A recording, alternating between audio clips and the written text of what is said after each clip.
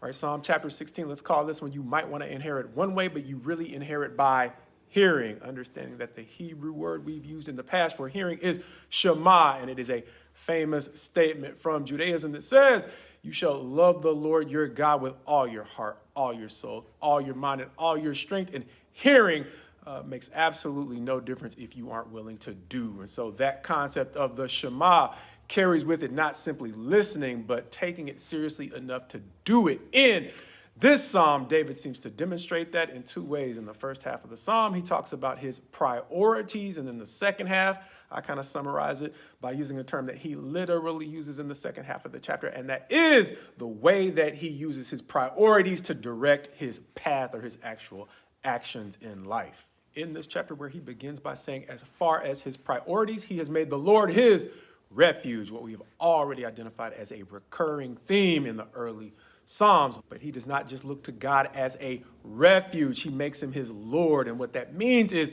he is willing to not only hear the things that God is calling him to do, he is willing to actually follow that counsel. And finally, he is not simply talking about his relationship with God, but David was a leader.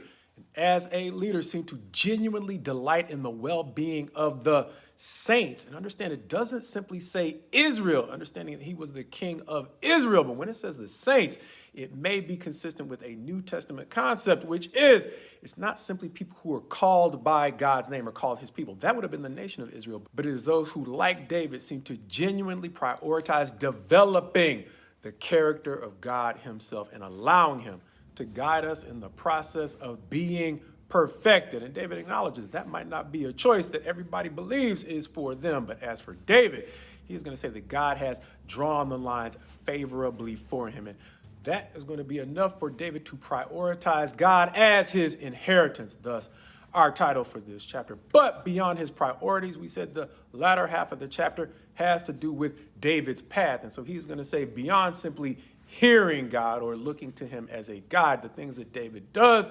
involves actually constantly setting God before him, not simply in convenient moments, but before he gets into situations that might be kind of sticky or confusing. He is constantly seeking out God's guidance, understanding that we saw in David's life, the times when he typically got in trouble were times when he would not have ordinarily been consulting God. His sin with Bathsheba is not something he was really spending a whole lot of time consulting God. Should I really commit adultery today, God? No.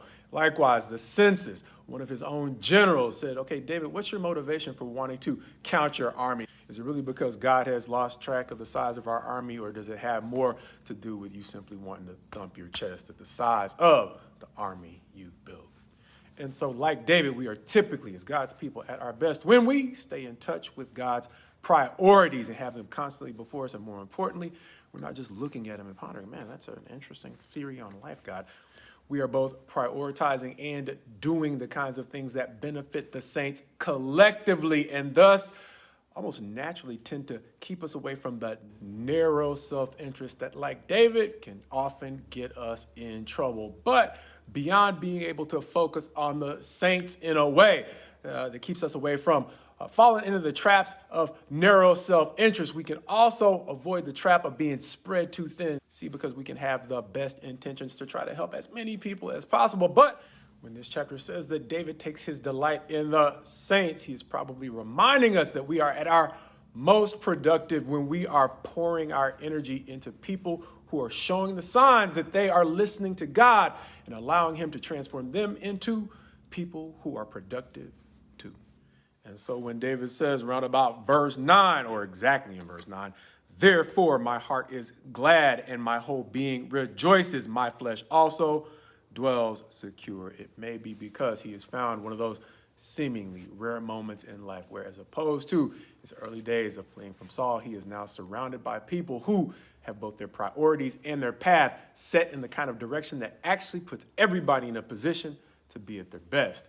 Understanding that he is going to go on to say in verse 10, for you will not abandon my soul to Sheol or let your Holy One see corruption. A passage that Peter, the Apostle Peter, is actually going to quote in a sermon he preaches on the day of Pentecost in Acts chapter 2, when he says that this couldn't have been talking about David because David died and was still buried, but Christ himself died and, as they're going to say, was resurrected. David in this chapter, however, is reminding us that even though he is dead and buried, Christ was the firstborn from the dead, as we call him, but he was never planned to be the only born from the dead.